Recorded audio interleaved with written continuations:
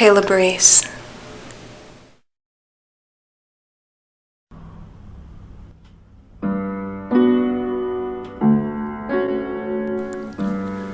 Alcoholism. By definition, it is a continued consumption of alcoholic beverages despite health problems and social consequences. Medical definitions describe alcoholism as a disease known as dipsomania, or the compulsive thirst.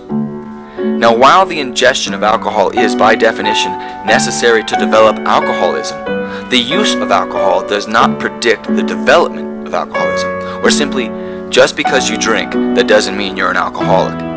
The quantity, the frequency, and the regularity of consumption is what leads to the term being thrown around.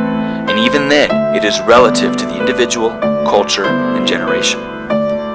The term alcoholism was first used in the mid-19th century by the physician Magnus Huss to describe the systematic adverse effects of alcohol.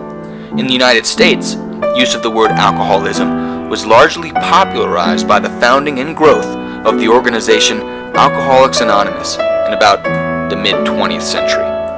Alcoholics Anonymous, or AA, described alcoholism as an illness that involved a physical allergy and a mental obsession. AA currently helps members completely abstain from alcohol by regularly attending meetings with other members and following its infamous 12-step program, which emphasizes the slogan, "Let go and let God." However, there exists a more modern and less hurt opinion that states alcoholism is not a disease. Critics of the disease model tend to use the term heavy drinking when discussing the negative effects of alcohol consumption. Their arguments tend to accuse obsessive behavior and depressive disorders as the real culprits.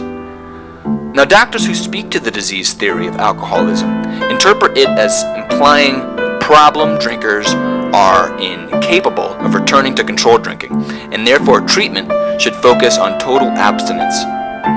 Some current evidence indicates that in both men and women, alcoholism is only 50 to 60% genetically determined. Well, that leaves a whopping 40 to 50% for potential environmental influences, which to me isn't too convincing on alcoholism being genetic. My question to my fellow intellectuals is this: what do you think about alcoholism? Is it a disease or just weak will? Are some more prone to develop the behavior than others? And is that due to genetics or one's environment, or both? Now, obviously I am no doctor, nor do I claim to be. However, I do have an opinion, as ignorant as it may sound.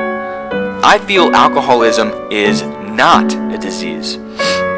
A disease, by definition, is either caused by the presence of a pathogenic microbial agent, like a virus, bacterium, fungi, or it could be the exception of non-infectious types like cancer. Nevertheless, disease in a broad, and I'm talking very, very broad sense, is also lumped with mental disorders, physical disorders, genetic disorders, behavioral disorders, functional disorders, but that to me is way too broad a definition. I see a disease as something that is infectious, like HIV, malaria, herpes. I mean, is obsessive-compulsive disorder also a disease? Is obesity a disease? How about necrophilia? Is that a disease? I don't want that one. I see alcoholism as a behavioral disorder, one that is most likely connected to one's genetic makeup and one's environment, but not in any way connected to pathogens. Now, I'm not saying that alcoholism doesn't exist, the behavior itself anyway, or that organizations like AA are bad. Alcoholism is a problem, and those with the problem need help. But let us be careful of how we define alcoholism. The current mainstream scientific and medical view is that it indeed is a disease, but I disagree. There's a huge difference between a disorder and a disease. But I guess I'm just arguing semantics. The bottom line is, those who have this problem need to find help, and they need to look within themselves and maybe seek therapy. Alcohol is fun in moderation, but it is not a healthy choice, especially done when in excess. I say drink and be merry.